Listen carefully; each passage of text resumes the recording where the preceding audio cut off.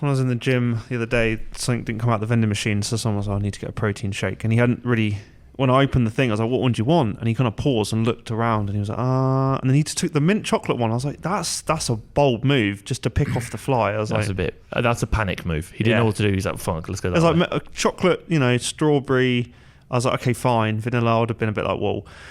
But he just went straight for the mint chocolate one. I was like, fair play. Like, that's a risk. I'll tell you one thing. That man has a sex dungeon. I'll tell you now. Tell me I'm wrong. Ask him, see what he says. He's definitely got a death wish. What would be in your sex dungeon? Mint chocolate protein. A life-size cutout. Just poured all over you. A life-size cutout of both of you, followed by CNP sponsorship. Okay. You cut holes out in it. In my sex dungeon, I would have my PC because, let's be honest, it's not a sex dungeon, it's a virgin corner. That's what I call my PC setup.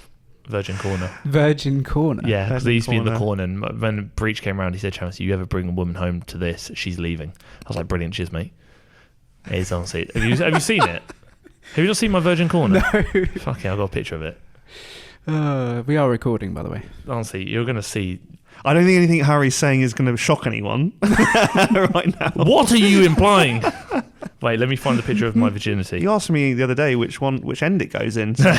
I think we're all guilty of having certain things that would, be virgin worthy. Oh, this is 100%. Why I've been it's like for a while. It's like when I don't think my sneaker collection is entirely sexy. Why are you sneaking? Yeah. I think it's anything where suddenly you get really excited talking about it, and then you catch yourself thinking, "Hang on a minute, I'm the only one in this conversation that's excited about this. This is a bit lame." Welcome to Virgin Corner. Oh, it's a 3-screen setup. That's nice. 2 PCs and a laptop. That's pretty cool. Yeah. And do you know what's even cooler? Wait for it. You ready for this? Wait for it. The background moves. It moves. Wait for it. Look at that. She blinks as well.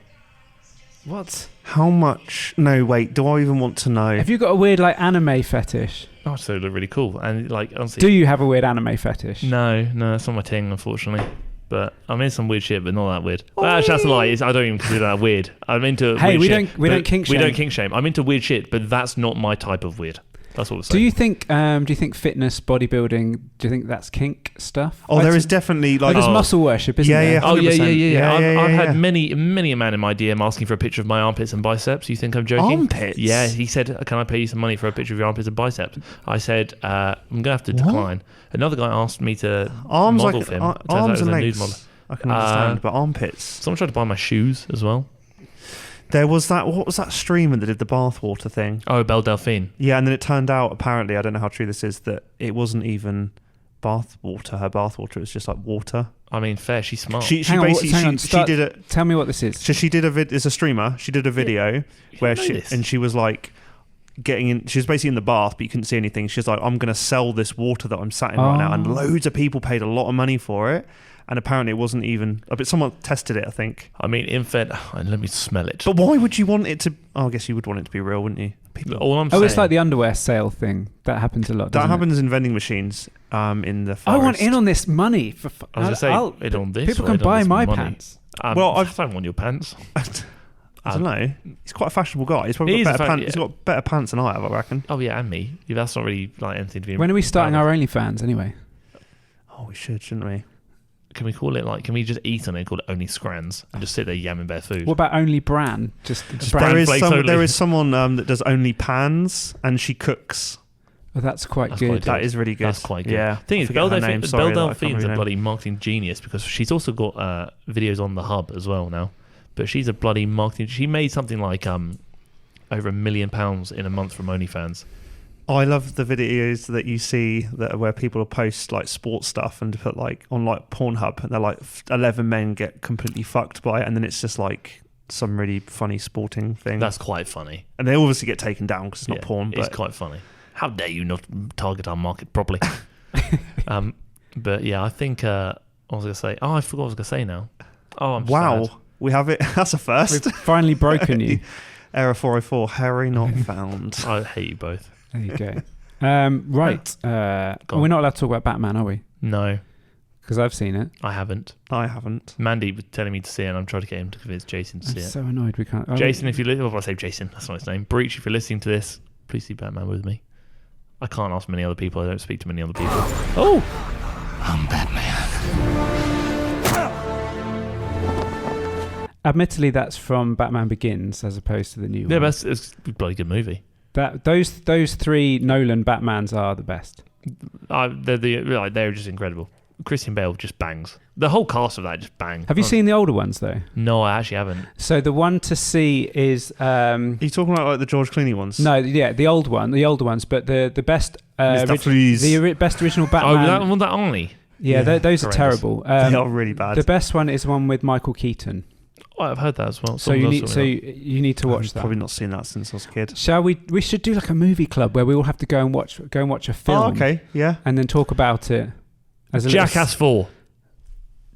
There we go. There you go. I've heard there's no. We go see it together. Oh, is this our family outing? Yeah. Please, I don't have another family to go out with. Yes. Well, we've already established. We had some. I mean, just for the sake of the listeners, we've had some very bizarre conversations prior to me hitting the record button today. No comment. I nearly started talking about them then. No, we can't. We're not allowed. No. We need like a maybe we need a paid for Patreon. Oh my god, could you imagine Patreon where we can just really get out all the bizarre personal stuff that we probably shouldn't, and we can actually we can decide who we allow to view the content. I feel like charge a lot of money for it.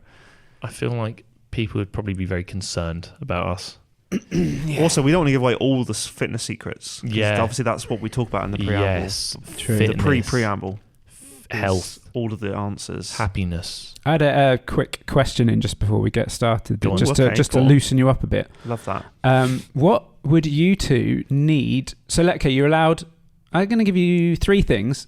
You're stuck on a desert island. Oh, love these. That always happens. Yeah, always. I mean, I saw Castaway again the other day, actually. Never seen it. Good film. Well said. What would you need? Oh, no, I have seen it. What would you have on a desert island? What would your things be? I mean, you'd probably say your computer, but... sorry, do I have enough power?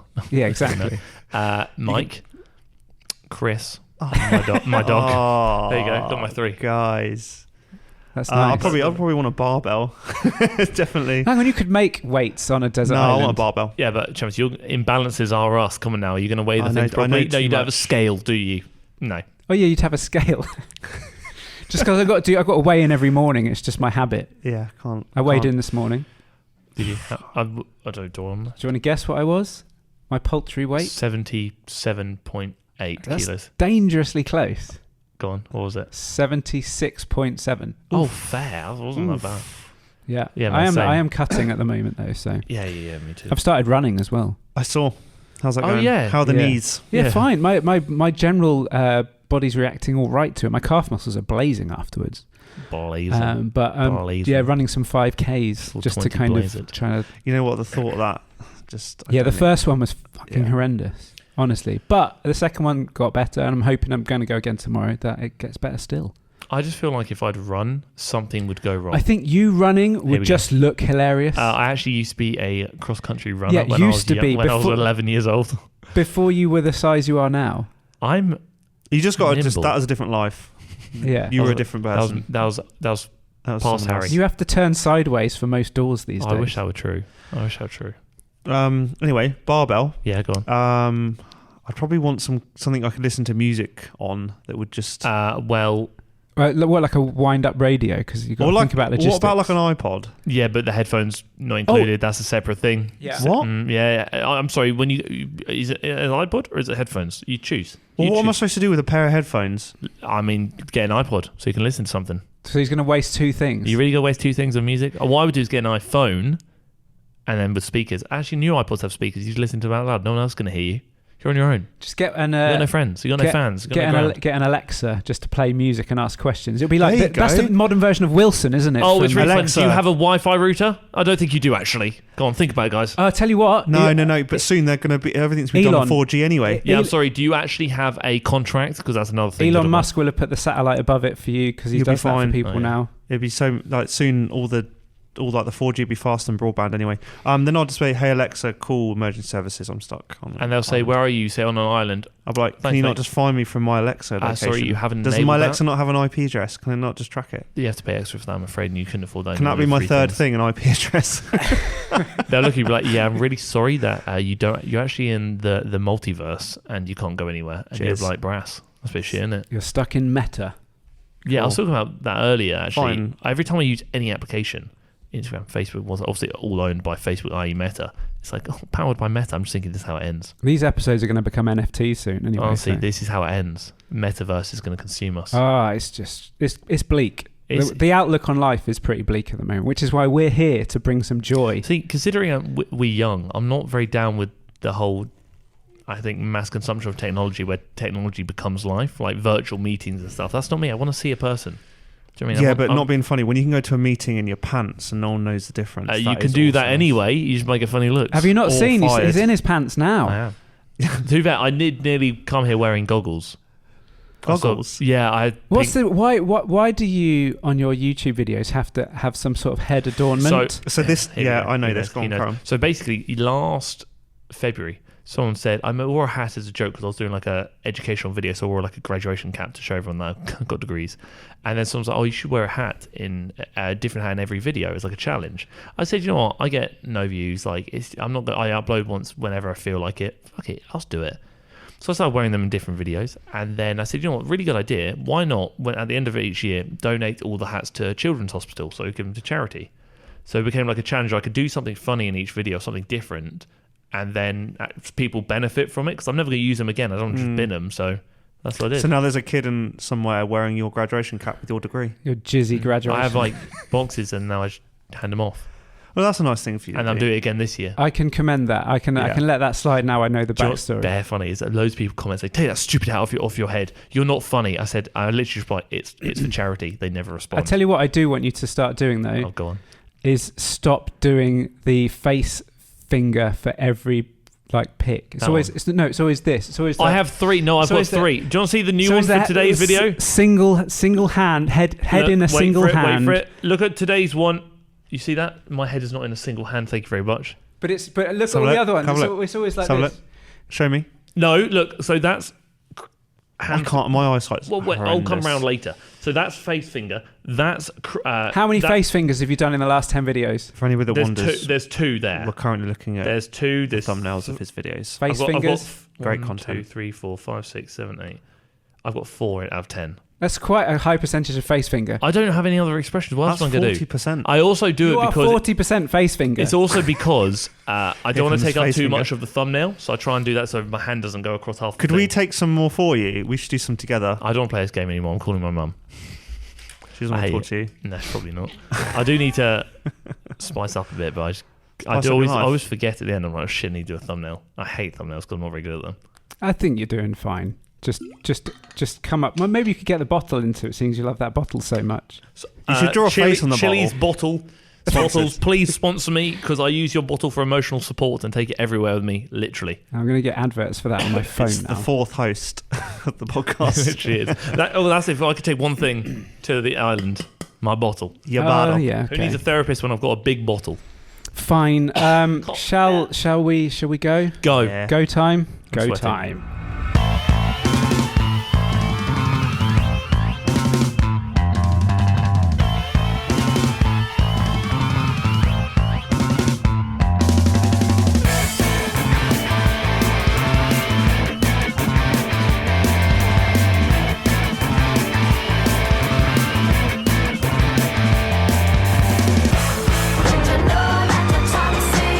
Oh yes, we're all toxic today. We might be later, because there was a question that came in about being toxic. Yeah, that we meant to. Actually, I've got a question to run by you after the podcast. Yes, but anyway, what episode is this, Harold? 8. Episode 8. I was going to tell you something then, but I forgot as well. That's a great start, isn't it? Anyway, welcome aboard. Christy Fellows here. Hello. That's right. Definitely mine. Michael, good afternoon. Good afternoon. Harry, good Hello. afternoon. We have daylight beaming in through the window. It's a lovely day today. Spring. We haven't got the romantic lighting. We haven't. Love's in the air. Talking of the weather, did anyone get troubled by the sand yesterday? I didn't encounter any of that. So I saw on a Facebook group I'm a part of being like, has anyone seen this rust-coloured stuff coming out of the sky? Someone's like, yeah, it's sand. It's like, Sahara Desert sand. Cheers. Which makes you wonder, how far away is the Sahara Desert? It's dust. It's a dust. It was in Germany the day before. I spoke to someone in Germany. They said that they had sand. I'm just wondering, if it comes all the way from the desert, like, what other things have happened? Like, what else is in the air? Chernobyl. Yeah, could be. I mean, that's in dire straits again. Yeah, it's not looking good, is it? But yeah, what else is in the air? There could be.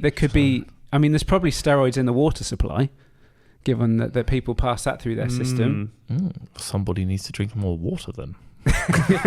Based on the fact that I'm in a vest Chris today, reaches for water right now. I'm highlighting my lack of gains right now. Yeah, so that's very true. I'm going to drink some water. How is everyone's water consumption? Given that seems to be the rolling theme. I'll be honest, mine's been poor. So I think I've been more coffee than water, which is not good. Everyone, don't do that. Diuretic. Yeah, it's not good. Are you pissing clear? Then you're living in fear. Okay. Is that a lie? If you're not pissing clear, you're living in fear. Remember that, guys. I like that. Is that going to be on our t-shirts? Oh, yeah, I'll get on a t-shirt. If you're not pissing clear, you're living in fear. Yep, confirmed. They say that like a light straw colour is good. Yeah. Because if it's too clear, then I think then you're drinking too much, maybe? Is there such a thing? Although someone said the other day that now 4 litres is where it's at. It used to be 2 litres was the go-to. I thought the whole piss colour thing came from Lucozade trying to brand something. Because when I was doing my PT course when I was like 18, they came round and gave us loads of things of like, what colour is your wee? Is this Lucozade or piss? They compare it to Lucozade. like a litmus test. And then they were like, you want it to be this colour. And I was like... I think the thing with water consumption, surely it's done on body weight and things. Body weight. Oh yeah, you can't calorie intake as well can because contribute. otherwise, just saying everyone should drink the same amount of water is a bit like. So Hafthor Bjornsson drinks the same amount of water as his missus, who's like a third of his size. They're fighting this weekend. They are. Have you seen the footage? Oh, it's bare funny. Oh, clarify who's fighting. Thor and Eddie Hall. Yeah, so 2 of the previous world's strongest men: Thor, who was in Game of Thrones, and Eddie Hall, who's as a mountain from Stoke, I think. Is Eddie? Is it? Yeah, he had the heaviest deadlift, didn't he, until 500 kilos, and Thor beat it by 1 kilo. Although, unofficially. Yeah, gym records don't count apparently. Yeah, I mean, I still can't do it. So speaking of gym records, did you see that the bench press record 800 pounds barrier was smashed? Yeah, I can't remember his name. I can't remember his name either. No, it's a guy from Iran, I think.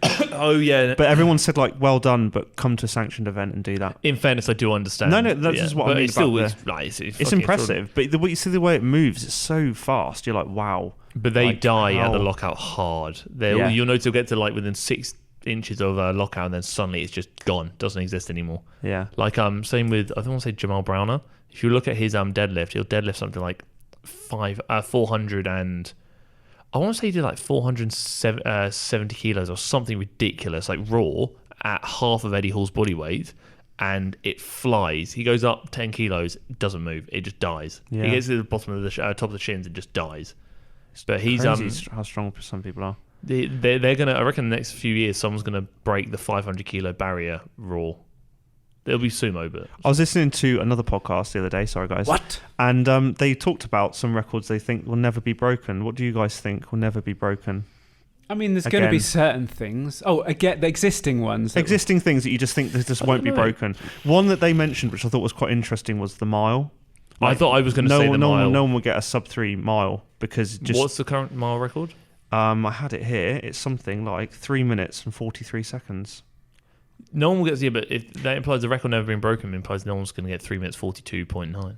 Do you know what I mean? Well, okay, so I think they'll break it, but I don't think they'll get a sub-3. We could only go so far. Because I don't think anyone will bear in mind, I think, whoever, I forget his name now, the guy that first broke the sub-4. Didn't loads of people then break it that same year? Yeah, that was the one. That was done in the 50s. Roger Bannister. So since the 50s, they've knocked 17 seconds off, which obviously is quite a lot, but also...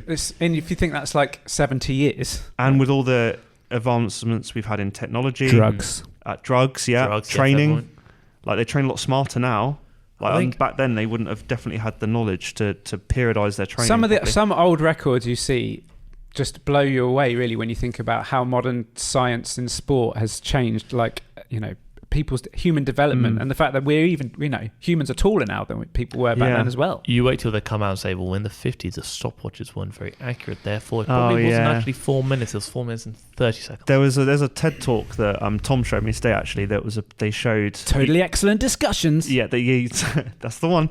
They used the 100 metre as the kind of the test there to show that if you had, what was his name that broke all... Usain Bolt? No, yes. The guy in the Olympics in like the 50s, I forget his name, Jesse Owen. Yeah. They looked at like if he ran, because he ran on like Ash, and they looked at like it slows you down like 1.5%, and then they compared all the things, and then if they were to race at their peak together, he would only be like one stride behind Bolt, which is amazing to think. I think the way that they trained and everything. That's so theoretical. I think practical application would be so different. Yeah. I mean, I've held the record in the metaverse. So in your head, you're the fastest man alive. Exactly. In the metaverse, that I've bought the NFT for the fastest 100 meters time, so it's fine. Cool. I own the fastest 100 meters time. It's fine. Imagine that, you got Bolt at home just about to click buy and you're there, click. Got it reversed. Like, no. Chris D. Fellows from the UK, he's mugged me right off, hasn't classic eBay technique of waiting for 3 seconds to go just before putting your bid in. Oh God, yeah. I lost so many PlayStation games that way. But there's my thing. You were talking earlier about Virgin Corner. Your thing is sneakers. Yours is computers. Mine's going on eBay and trying to buy. Yeah, but that was when you were younger, though. Surely. I still think that's sure. I think that's pretty cool. Sure, yeah, that sounds something I would do when I was younger. I want to get a PlayStation just so I can play the Spider-Man game. It's not on PC or Xbox. Cool. It's only PlayStation. Right, topics for today. So we got 3 topics. We're going to be covering, as per requests, we're going to be covering cheap and convenient sources of protein. Because we all want you to hit those macros, and we all, the cost of things are getting expensive out there. The cost of living, guys, like your heating bills. I mean, being a grown-up is shit these days. I went to fill my car up at Fleet Services, rookie era. Diesel was nearly £2. Our services are... I know they've always been high anyway. But services are the C word. Did I tell you about my friend who put a picture in his story of him at a Shell garage? Must be in services. Diesel £2.30.9. No. Petrol £2.7.9. It's like you've this. We've caught you at your weakest moment, so we're going to absolutely bend you over. In London, it's my friend saw going into London £2.17.9. Feels bad. A bunch of dicks. I have a hatchback and I spend a lot of money filling my car. I saw a meme. Up. It was like 2021, like scared to go 5 miles anywhere, and it's like 2022 can't afford to go more than 5 miles. Facts. It's like, oh no, YouTube not paying me that well, boys. Topic number 2. We were brought in to talk about chiropractors on the online form. They've asked us to discuss chiropractors. We're going to add to that some chats about physios and masseuses as well. Happy with that? Yeah, definitely. I think we share some opinions on these things. And in 3, finally, we're going to be talking about training splits.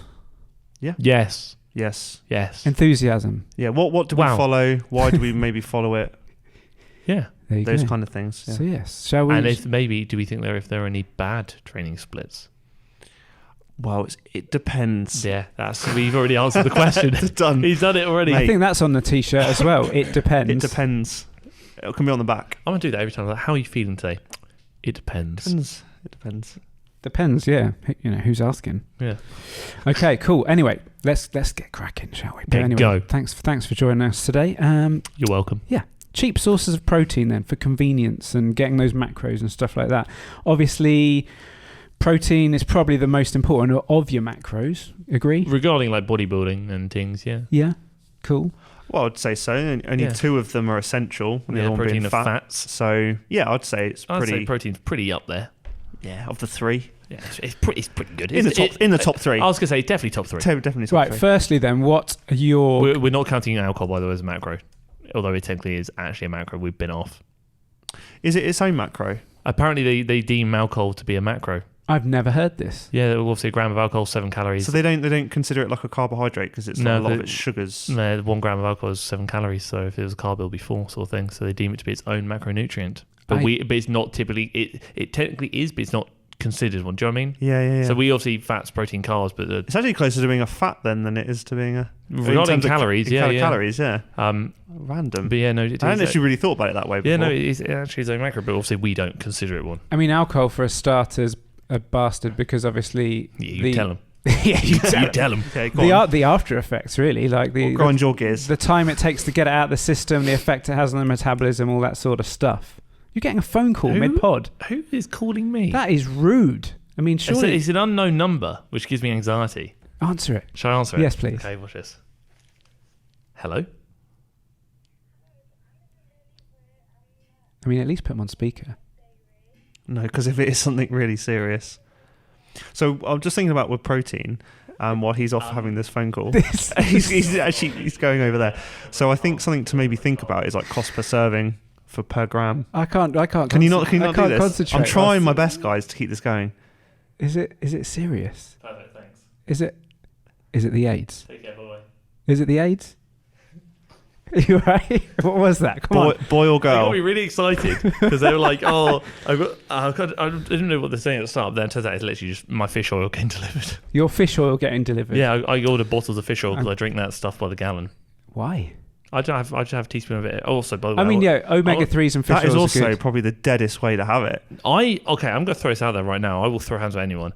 I think it tastes fine. It doesn't taste of anything to me. I reckon I can. If anyone tries to challenge me to a fish oil chugging competition, I'll shit on anyone. Because I drink it with no sweat. You probably will, because the amount of fish oil you do, you probably will just shit everywhere. I only have like 5. Well, I say 5, it's about 5 grams, but I actually just drink out the bottle.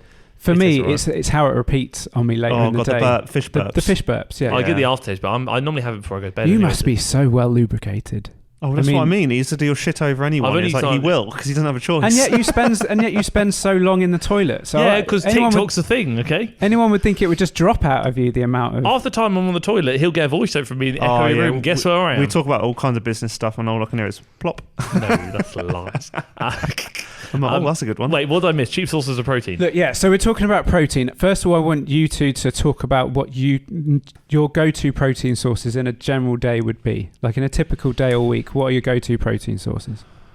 Well, mine's based on convenience more than anything. And That's cost fine. That's because a lot of people live like that. And it's cost per serving, so it's just protein powders a lot of the time. And obviously I have meals, but in my in-betweens, it tends to, rather than reaching for protein snacks, I do probably But what are you putting in your meals protein-wise then? Or do you not? Do you not bother? Do you just look to get your protein from shakes instead? No. I definitely focus on every time I consume food, I aim for 30 to 40 grams, not because that's a magic number, but because for me, I know then if I'm eating 3 times a day, I'm getting, between 120 to 140, 50 grams plus a couple of shakes. I'm hitting my protein. You're probably touching about 200 a day then. That's good. Yeah, that's good. What are you eating? What are their solid proteins what that you meat opt for? sources are you? It's mainly chicken and beef, if I'm being completely honest with you. And in what form? Chicken breast. Edible form. Edible form. Sometimes I'm actually quite a good cook. Pre-cooked. So would you go get like the ready-cooked chicken breast, like from in packets and stuff? No. I enjoy cooking fresh. Cool. So I think I've heard you told me before. Yeah, I don't really like ready meals. Just obviously they put things in them to prolong the food. Those things they taste a bit clapped. Yeah, well, they've got to put a lot of oils and things in them to help the food, because it loses a lot of moisture when you put it in the microwave or the oven. Whereas obviously if you cook fresh, you have the natural. The best ready meals, healthy ready meals, are Marks and Spencer's have a range of healthy ones, like Count on Us, I think it's called, and they are always exceptional. And they're always like around, each meal is between 200 and 400 calories, and each one has at least like 25 grams of protein in. Where's the rest of it? I worked with a guy who literally would go to like Tesco, buy the pre-cooked chicken, and then like just cook some rice in the microwave and then just lay that over the top and eat it like that. I've done that many times in my life. You're talking to bodybuilders here. For me it blew my mind. I was like, but that looks horrible. And he was like, it tastes good. It's fine. That bit jasmine rice. No, I just think he literally just went for the cheapest things he could find. Yeah, no, I can't go too cheap. No, I'm not a rice guy unless it's jasmine rice. Sticky rice, but that's an effort to make. Jasmine rice, I agree. I can eat jasmine rice probably on its own. Sticky rice is my favourite rice as well. Just get the little VT packs then. Sticky rice VT pack. Is sticky rice stuff they put in the sushi?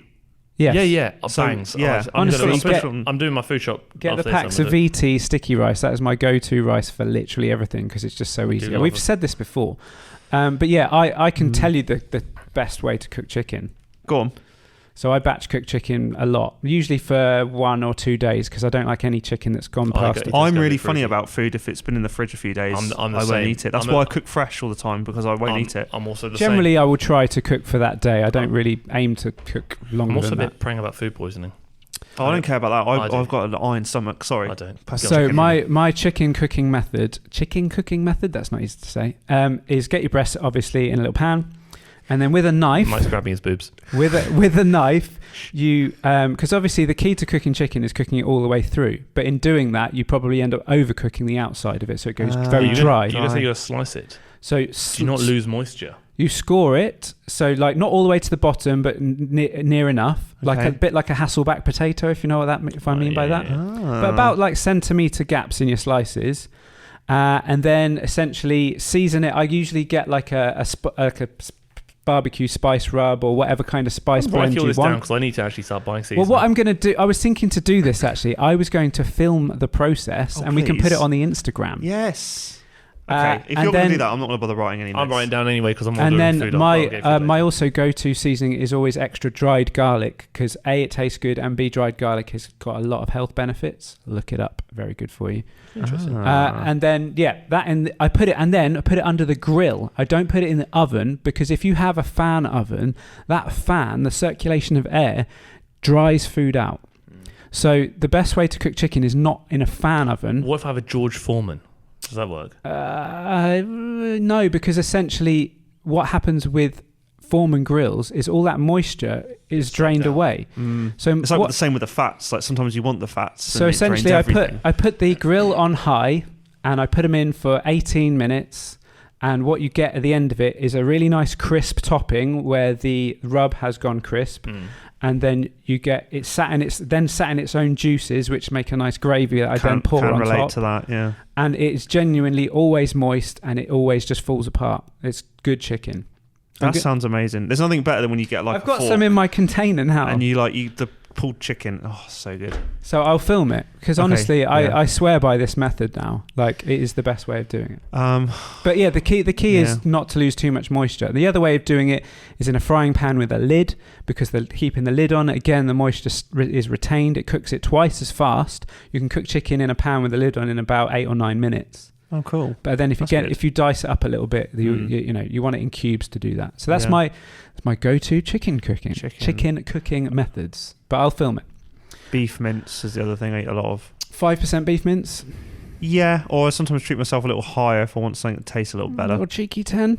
Cheeky 10 sometimes, yeah. Some places do 12. And you can obviously... You can get 20 as well at that point, yeah. Your cheapest mince is always a 20% because essentially they're having to refine it and take the fat out of the product, which makes it obviously, better macros depending on your fat requirement, obviously. Yeah.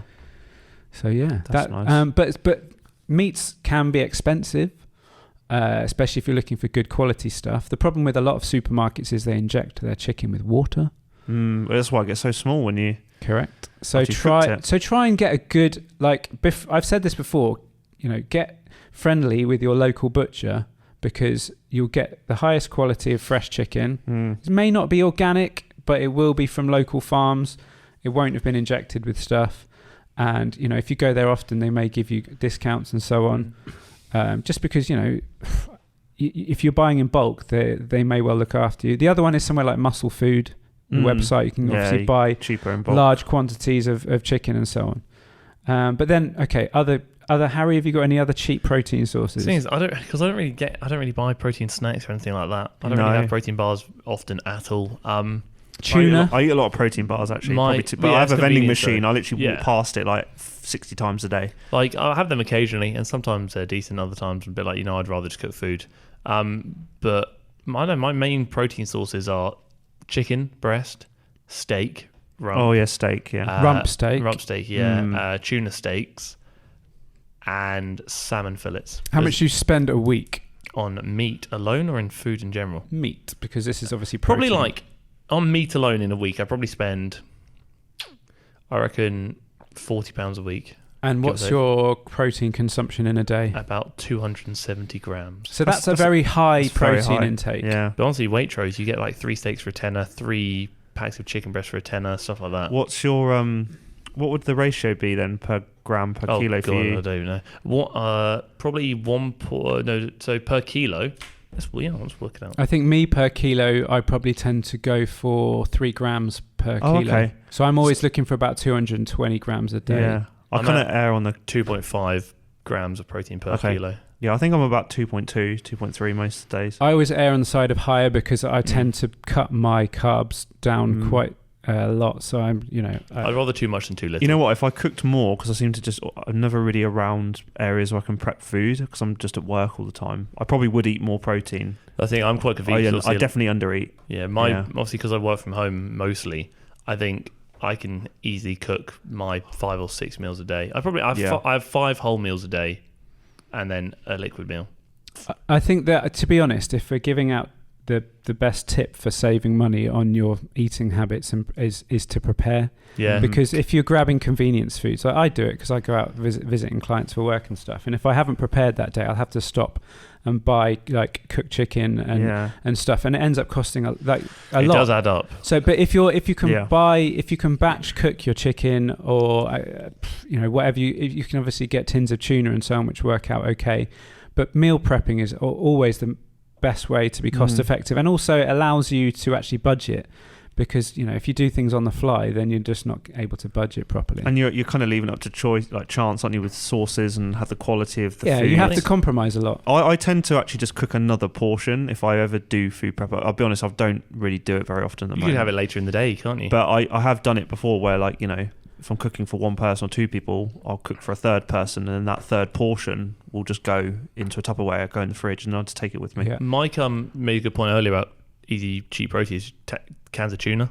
Yeah, they're cheap. You could do they're quite versatile. You could do some stuff with them. Also, eggs can be cheap as well. Eggs are right. If you buy a pack of, I'm going to say, because about Marks and Spencer again, there are probably another examples. Other supermarkets probably do this, but if you buy a 15 pack of mixed weight eggs, it's like £2 for 15 eggs. That's nothing. Yeah, that's actually pretty reasonably priced. And eggs are really great. They're like supposed to be like the multivitamin, aren't they? Yeah, like exactly. Your average egg has about 5 to 6 grams of protein in it. So 15 times 5 is 75. Yes, good maths. Yes, so you've got 75 grams of protein there for £2.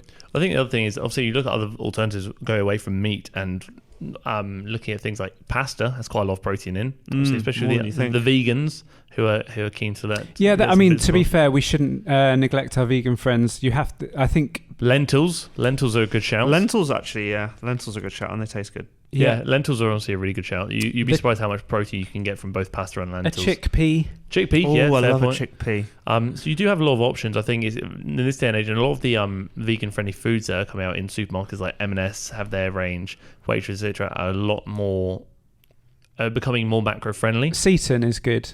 Yeah, it made me feel bloated. I think very bloated. The thing with vegan protein snacks, though, is because obviously they have to enhance things for flavour. I think sometimes they can be very unhealthy and very high fat. A lot of in terms of like ingredients, but also in terms of macros, you have to be very careful. I've got a couple of vegan clients, and I think getting them to track their food just for a few days, just so we get an idea of what's going on, they were very surprised of how many calories they were eating.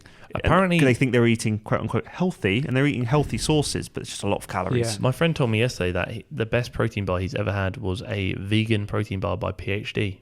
Which one's that? Oh, the plant bar. I don't know, but apparently he said it was actually really nice. So the plant bar by PhD, one of their first vegan ones they brought out, I have never had a protein bar that gave me so much wind. Like pure broccoli. Here come the trumpets. We did. I did some work at Body Power a few years ago, and PhD gave me like 63 bars. So I had these plant bars. It was great, but then after the first couple, I was like, oh fuck! I feel a bit flappy, boys. Oh guys, spicy bumhole. Like literally, like it would for about 10 hours after consuming that bar. It was just a factory of. You've got to keep consuming, compound the wind. I just don't know how. Yeah, but then I was just like, I need to eat these bars because I'm not going to waste them. I ended up giving them away just because it was like, this is just detrimental to just my social life. Your ass. But yes, so I think that just about covers it. Obviously, you've got your whey proteins. Get a good source of whey protein. Do we still look for cold pressed whey? Is that still like an important thing when looking for good whey proteins? You know what? I'm not going to lie. I don't know what you're on about. Have you not heard that? So no. I mean, some of the. I saw something really funny I want to say. Go on. While he's looking that up. So basically, I'm not going to say names because I'm not calling anyone out, but I know the individual. So I know of a PT in the industry. Mike will flip a shit at this. Who Chris knows him as well, actually. And he used to, I don't know if he still does, he used to push his clients to only consume cold meat. So if they ate meat, it had to be cold. Could not be hot. Great. Because it was like for fat loss benefits and all this crap. It's one of the most... who is it? And what was... I can't say on the... Write it down on a piece of paper. What was his rationale behind such... I never actually asked him because someone should, and they should also take his PT certificate, which he got off the back of his Kellogg's box, and needs to fucking rip it up and put it in the bin. I know many things about him as a PT, and Yeah, I know many things about him as a PT, and it's very disappointing. And a lot of times when I talk about issues with the industry and a lot of I don't want to say bad, but PTs neglecting good practice and things like all the issues I can promote. That person's got quite an established brand. A large client base. Yeah, and I think it's just one of those things. And if he's listening to this and he thinks it's he won't listen to this. If God forbid they still follows me on Instagram.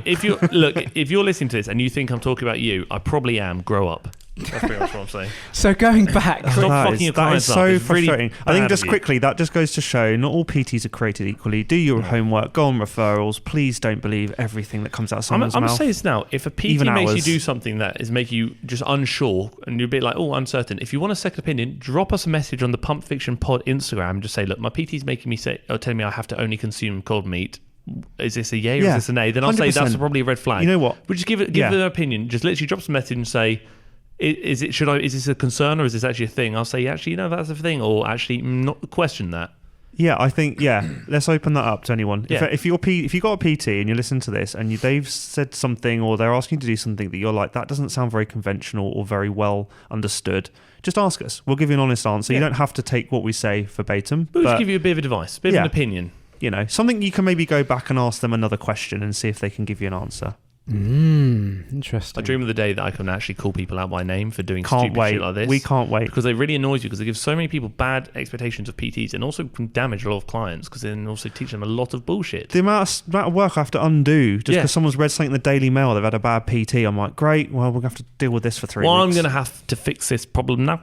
It wouldn't have been a problem if you actually just learned some shit. Oh. So, cold-pressed whey is processed at low temperatures and mechanically separated to remove unwanted sugars and fats and impurities. Therefore, cold-pressed whey protein is superior to other methods of processing because the protein per serving is greater. How much is the cost per serving? Fair point. Basically, any good brand will be cold pressed, like good stuff. Like it's not something you have to hunt out, but like your cheaper stuff. I don't know what because my protein used to be the cheap go-to stuff, and maybe Protein Works.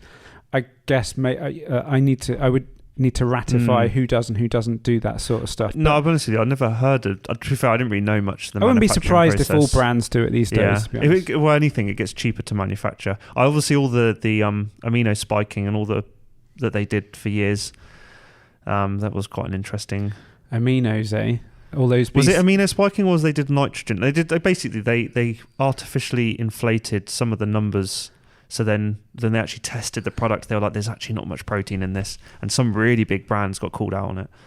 They probably changed it now because that was naughty. There you go. Okay, cool. Are we satisfied? We like to round off topics these days. Harry, whilst you're reading your packaging, are you satisfied that we've done some good protein chats?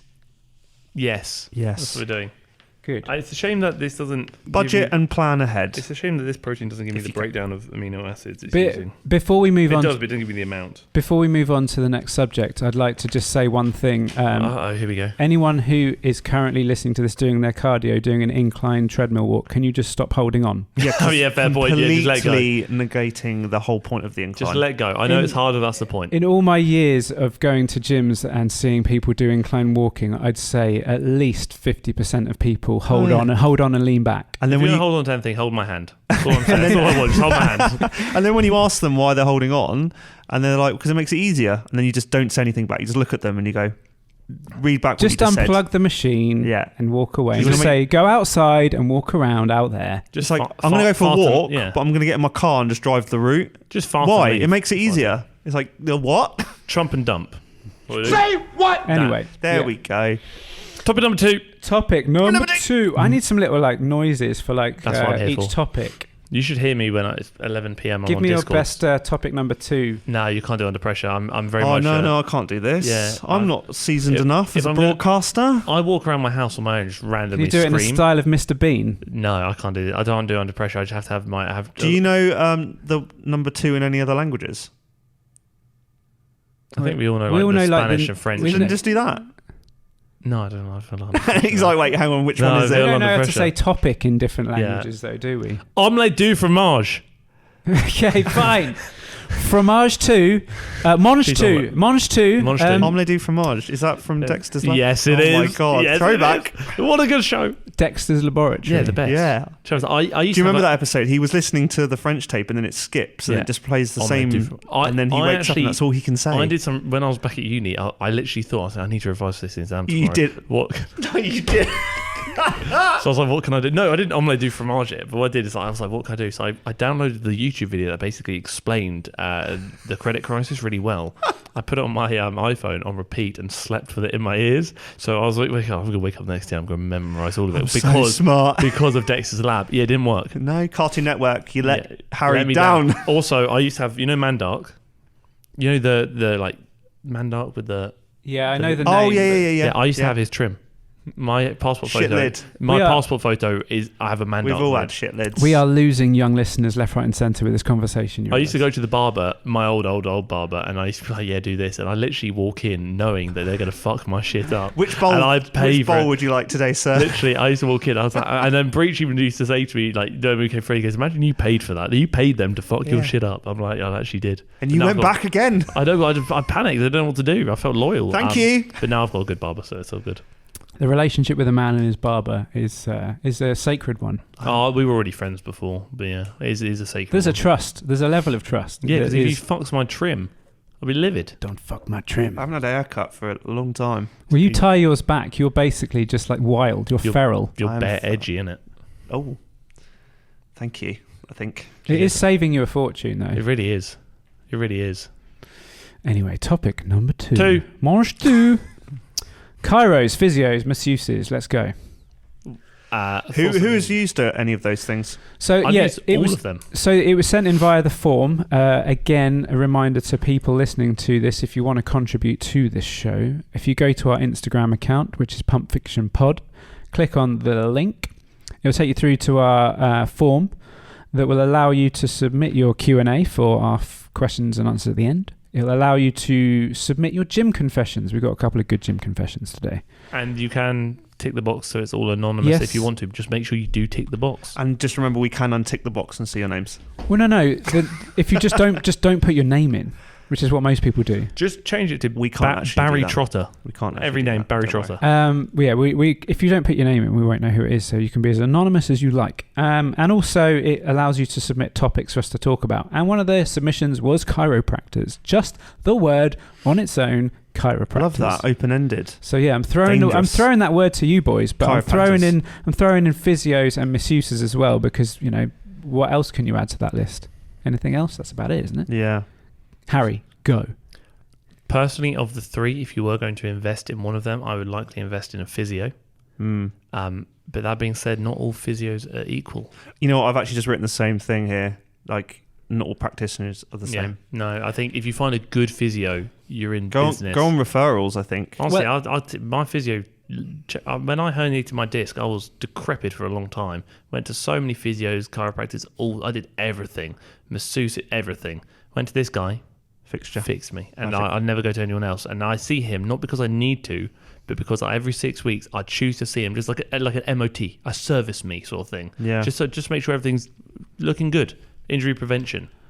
So I think before we delve into that stuff, we should probably look at kind of what they do individually, because there's a difference between the services they provide. So essentially, a chiropractor's job is to realign people. They snap your bow a bit, make them clean. They do that weird thing where they basically throw their whole body, they body slam you in the style of WWE just to kind of pop a knuckle back into place. Sounds like my Friday night, boys. Or like where they get that thing where they get your head and they put you in the most vulnerable position. They're like, okay, if you can look all the way to the left, take a deep breath in, and then they just like click. They just like snap your neck round. It's like, what the fuck did you just do to me? I look at them dead in the eye. Get your hands off me. I say deception and betrayal. Yeah, what did you do to me? It is interesting because I don't actually understand the science behind it per se, but it feels like voodoo. Yeah, it's almost like it's an instant relief, but then actually.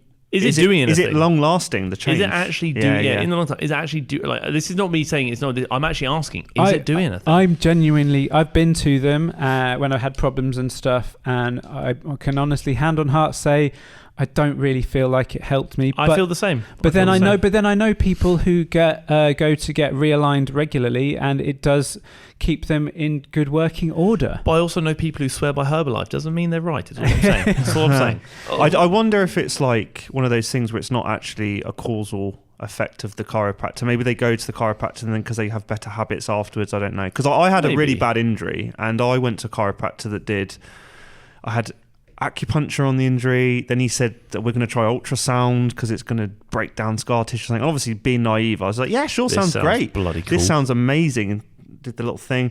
And then he did all the manipulation. And I have to say, like, over time, the problem kind of went away. We would have done that anyway. But then the thing is, I was also doing corrective exercise. I was actually trying to rehab the shoulder myself.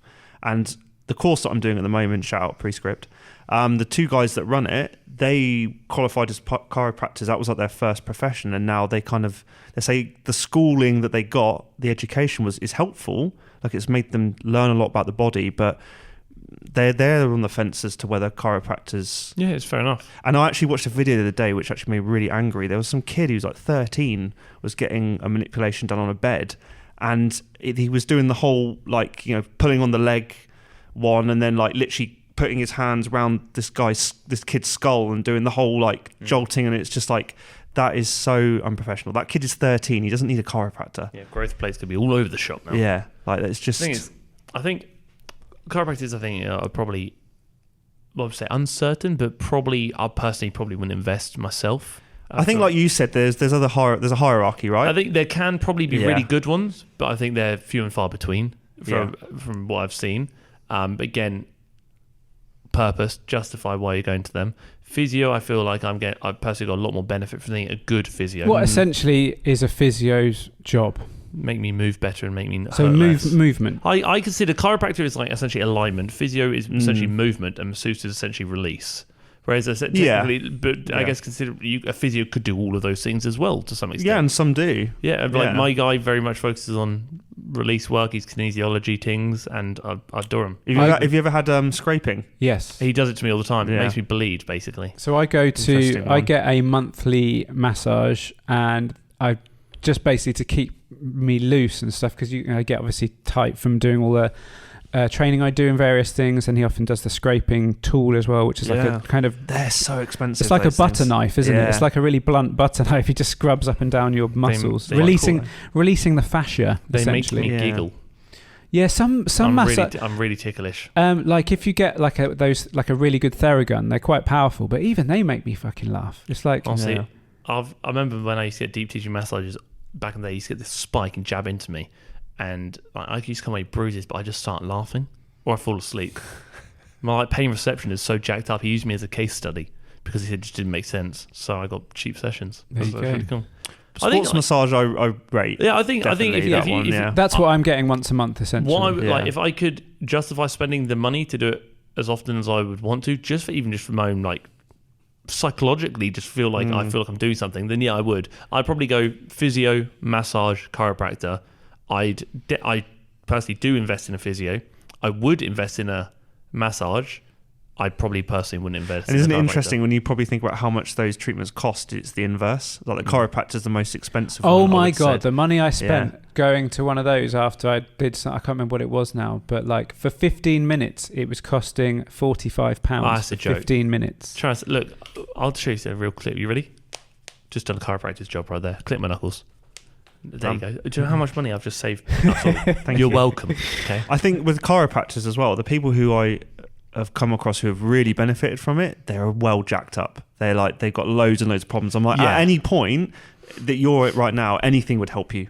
So of course you're going to be like, yes, chiropractor. I'm not shitting on them. No, not at all. But I just think like they really benefit people that are really fucked up. You know, car accident, you've got some really underlying issues that you've not solved. You haven't lifted a weight for 30 years. You've not stood on one leg for 40 years, and you've got all kind of crazy spine stuff. I think it's one of the things is, at the end of the day, if you can justify why you're going to them and you personally see benefit from it, regardless of what we say, then sure, I fully back it. I think ultimately, this is merely our opinion. We're not shitting on anyone saying yes or no. Just personally, I can give my hierarchy of physio, masseuse, chiropractor. not saying that's right or wrong, just saying that's personal preference. And if you are a chiropractor and you're listening to this, then I'm sure you're probably a bloody good one. And I'm sure you do. Come a good at job. us with some.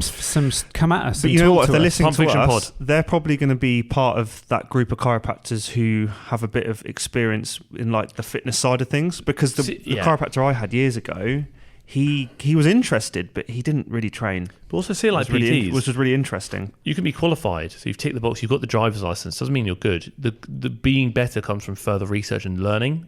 If a chiropractor essentially does what they can, hands-on experience, isn't it? Shocking. I know it's mad. But if a chiropractor essentially does what they need to do to practice and then leaves it there and just kind of wings it, probably not going to be that great. If they continuously learn, develop their skills, PD, yeah.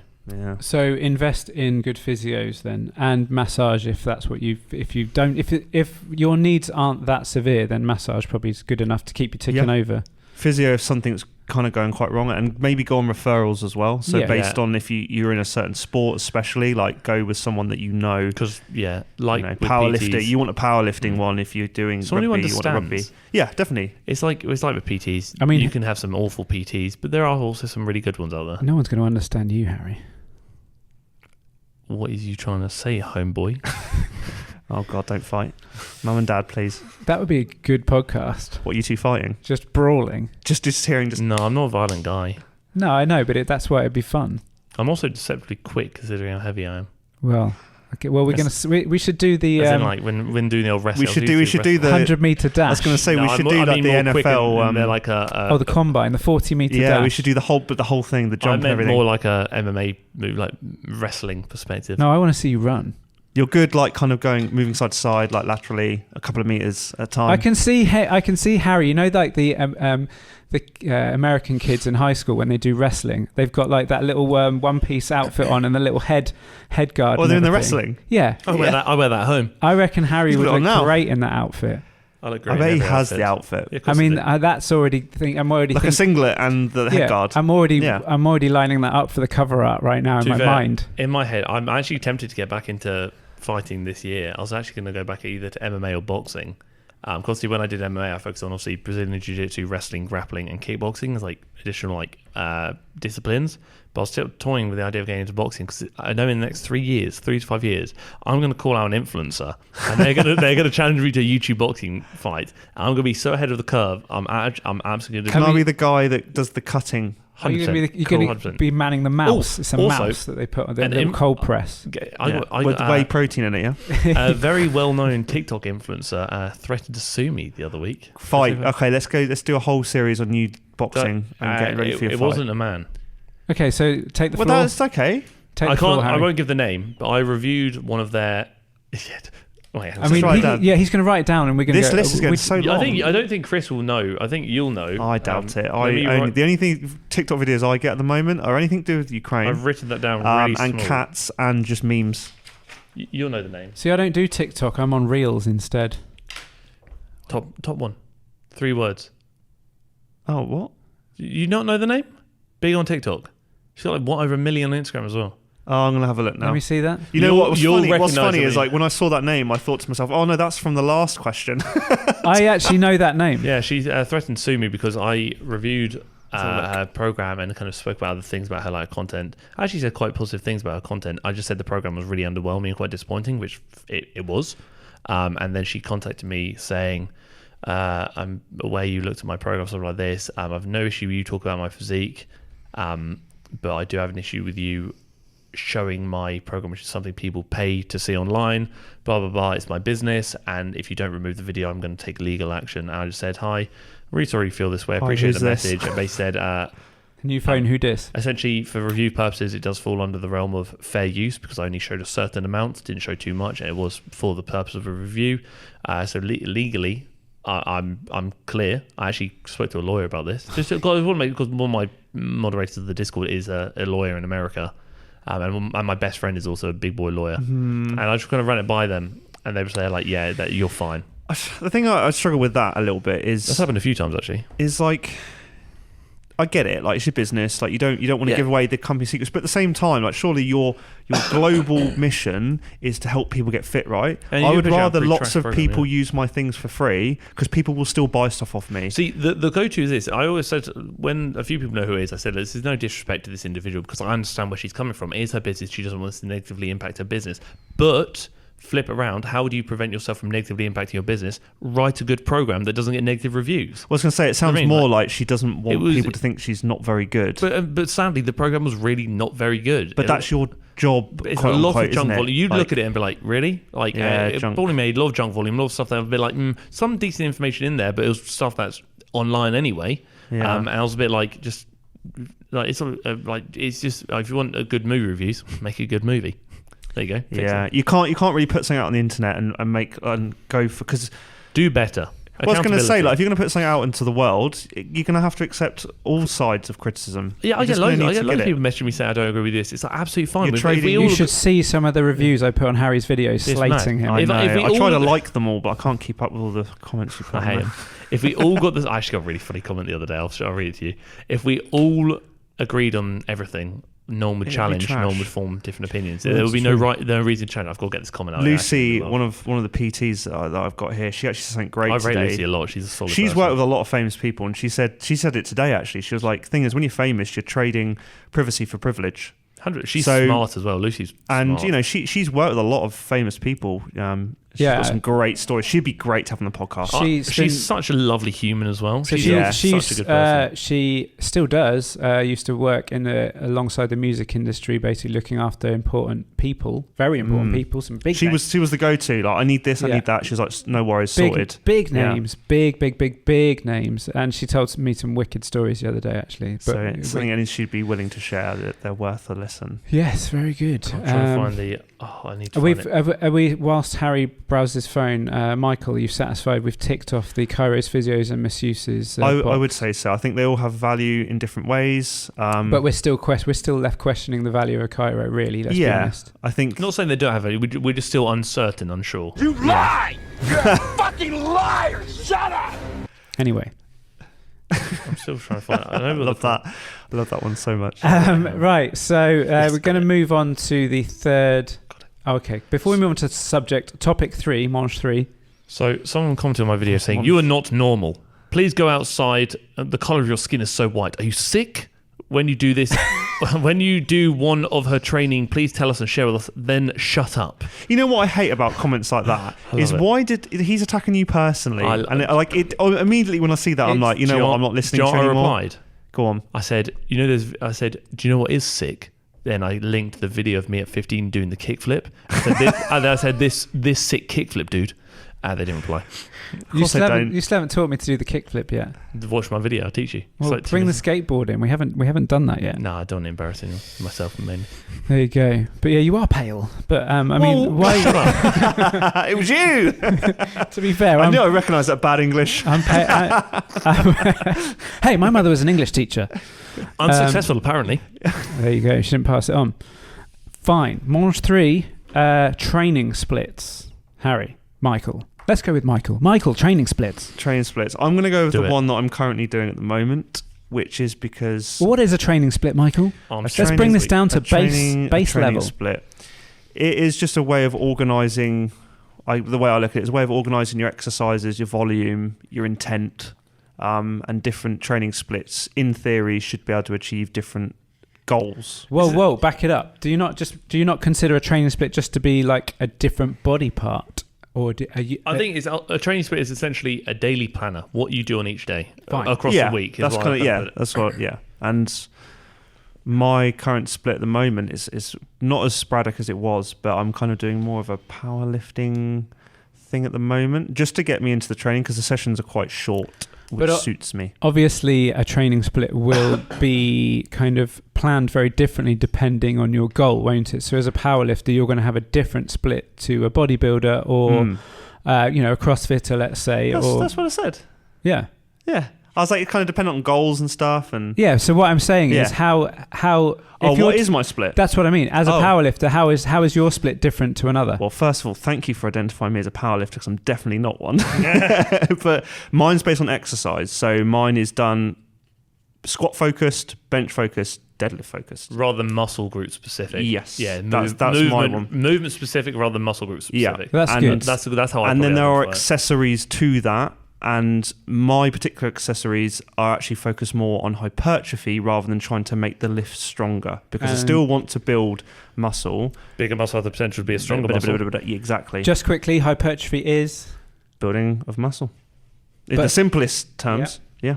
Okay, but through what method? Well, I do it through volume and intensity. Predominantly resistance training sort of thing. Well, so in my mind, hypertrophy is like, doing not always, but predominantly slightly higher reps. So, you kind of anything between 8 to 12, 15, that sort of vibe, isn't it? Well, I guess that they've identified that there's no difference in like a hypertrophy response whether you're doing 5 reps or 30 reps now. So the hypertrophy rep range is actually 5 to 30. That's what they consider it. The reason people don't usually go lower for hypertrophy is because the stimulus to fatigue ratio is so unfavorable. Low stimulus, high fatigue, whereas when you get to the 5 rep range, it is more favorable. And actually, I've built more muscle with being at the low end of that, kind of like that kind of 5 to 8. I've always built more muscle for me personally because I've just been a better responder to that. I'm probably aligned. I've also read studies that basically align with heavier weight is better than lighter weight. Obviously, but again, I think it depends with total volume accumulation, intensity, so many things. Skill of movement. Yeah, there's so many things to consider. I think as long as you're in the 5 to 30 rep range, you're in the hypertrophy green zone, we'll say. And I'll say actually, because of the program I'm doing at the moment, because it's moving me into rep ranges I'm not used to, I'm also taking advantage of that novel stimulus. The DOMs are severe.